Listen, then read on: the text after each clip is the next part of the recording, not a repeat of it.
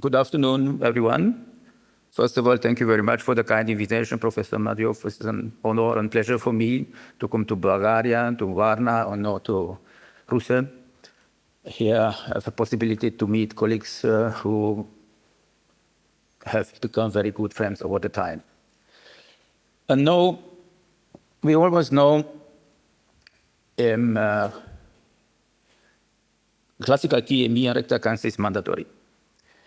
But we all know this classical TME is not enough for rectal cancer surgery. The classical TME describes very well the disease, but the rectal cancer is not enough. For that reason, today I would like to move from theory to practice. Also, I'm a radiologist. I started my career as a surgeon and space switched to the radiology, and even today I look at MRI images in a very surgical, practical way. And here is my overview. We are focused on optimal patient preparation, correct angulation, high-quality T2 imaging. I will show how surgical experience and the pathology specimens improve our diagnostic understanding. I will also briefly cover lymph nodes and vascular invasion, and I give a short overview of 3D imaging and the specimen MRI. But the diagnosis almost always starts with poor patient preparation. On the right side, we can see the rectum is completely filled with stool, and this situation, reliable diagnosis is not possible. On the left side, you can see the same rectum after cleansing with microlux and a small amount of warm water. Intrarectal, you can see makes an excellent black and white contrast. Water is cheap, does not compress the rectum wall and remove air. Result, even the smallest changes in rectum wall become visible. And remember, high-quality imaging always starts with good patient preparation. And our clinic MRI examination is strictly standardized. Before MRI, we use microlux and Buscopan, and the rectum is filled with little tape water.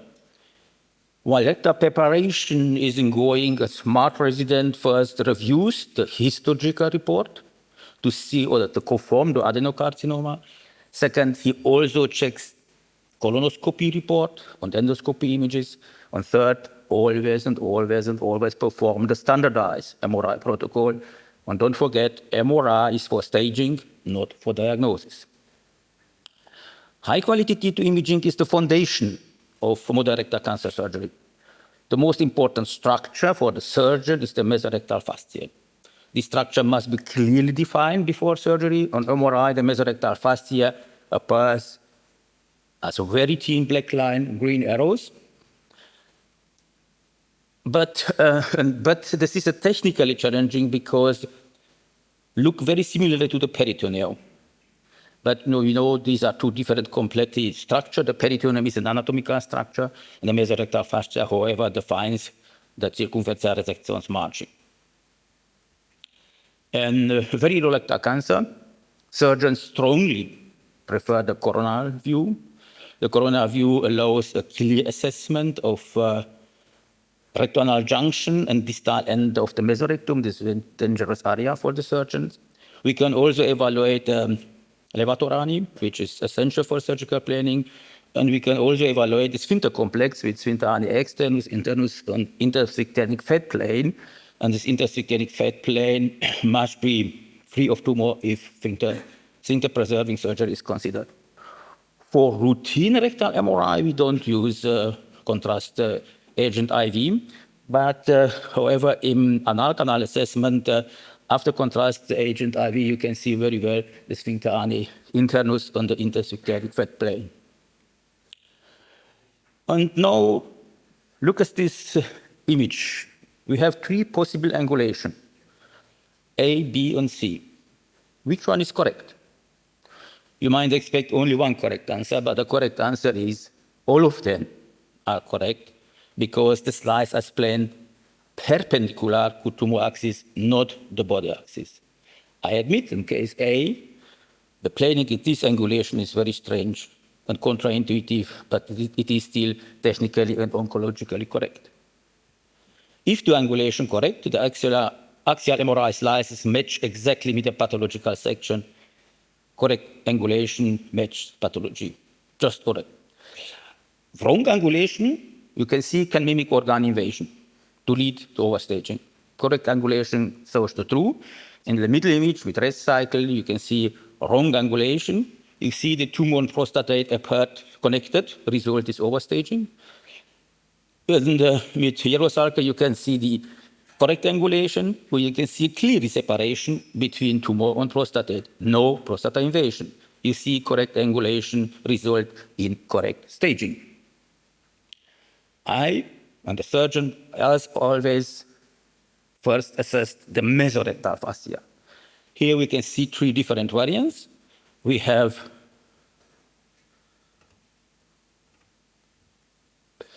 big distance to mesorectal fascia, small distance to mesorectal fascia, no distance to mesorectal fascia.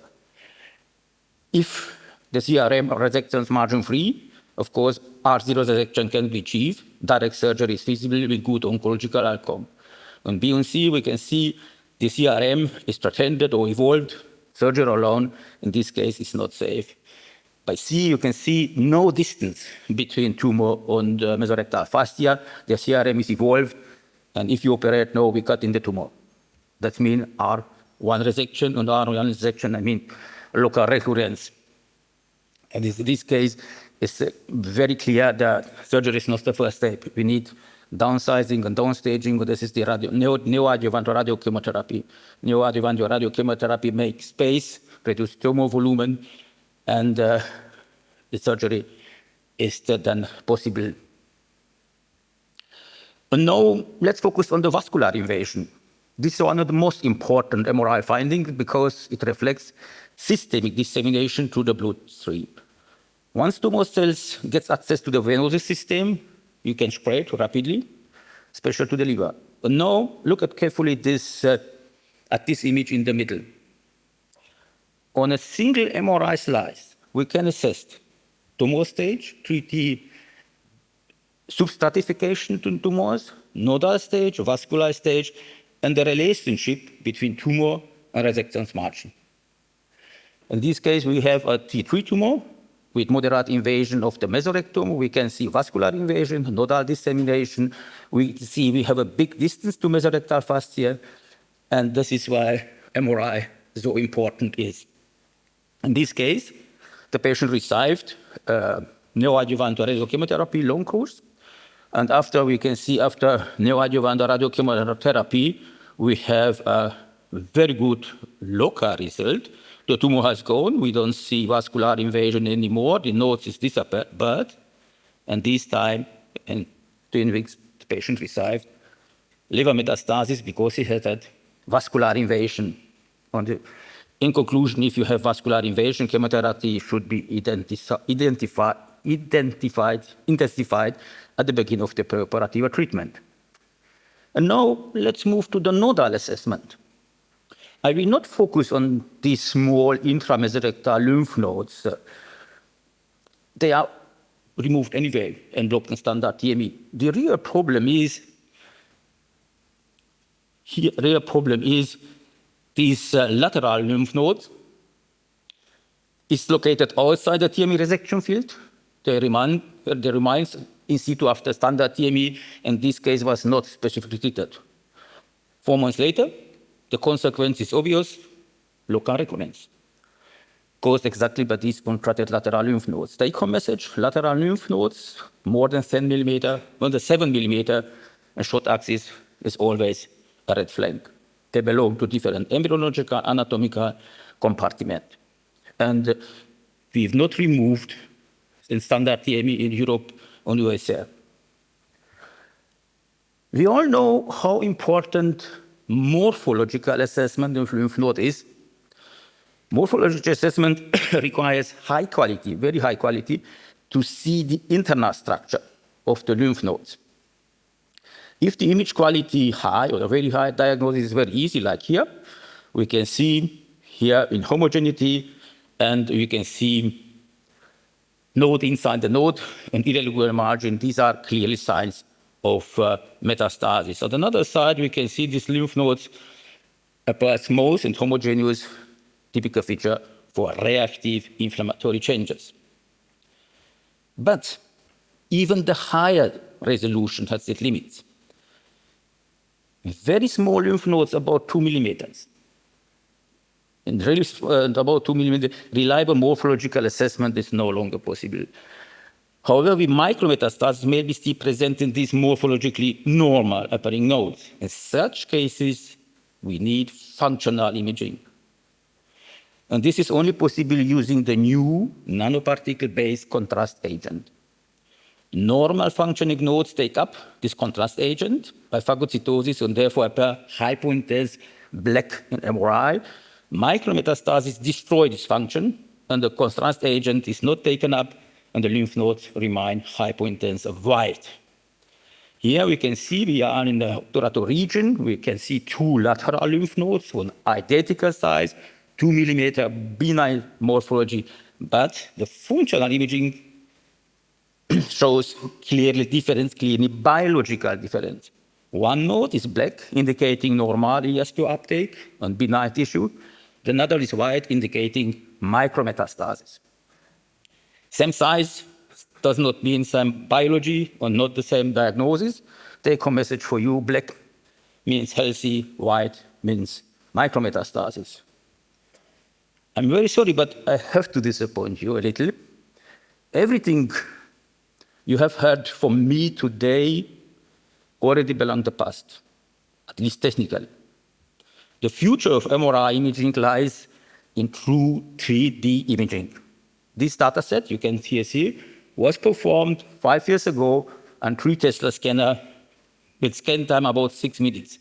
But today, with IA, we are down to around 3 minutes. But the key point is, these are true volumetric data sets. No more axial, sagittal, or coronal slice, no angulation problem. And the surgeon can navigate freely in real time in any plane. Critical structure, like the mesorectal fascia, can be delineated precisely. And don't forget, 3D imaging is the foundation of virtual reality. Surgical planning in virtual reality is no longer a science fiction. It's already a clinical reality in selected European centers of excellence. Surgeons can simulate procedures safely before operation. Complex anatomy becomes easier to understand. Virtual reality-based surgical planning is not only a powerful clinical tool, but it's also an excellent method for education and training. You see, radiology is evolving from diagnostic imaging to active partner and surgical decision-making. And if you want to push your diagnostic skills on the highest level and understand deep anatomopathological changes, specimen MRI offers unique possibilities. It allows macroscopic pathology-like assessment for lymph nodes, vascular structure, fibrosis, post-radiochemotherapy changes can be clearly visualized. Specimen MRI bridges radiology and pathology and has a great potential for future development. What can specimen MRI reliably assess? Tumor staging, nodal staging, vascular staging, very high accuracy in detecting vascular invasion, fibrosis assessed, extended and morphological pattern. On macroscopic level, specimen MRI already matched pathology, and microscopic level, of course not yet, but this is where future development lies. Here you can see a specimen MRI by A. We can see a minimal fibrosis. Here in submucosa, histology as expected was complete response, YPT0. And here by B, we can see suspicious dense fibrosis with speculated feature, and histology was residual tumor cell with residual tumor cell within the fibrosis YPT2. And in the end, take-home message for you: tumor staging only works if angulation is correct. CRM assessment defines surgical strategy. Same size does not mean same biology. On 3D volumetry and virtual reality, we don't just see the tumor. We navigate it and guide surgical planning. Thank you very much for your attention.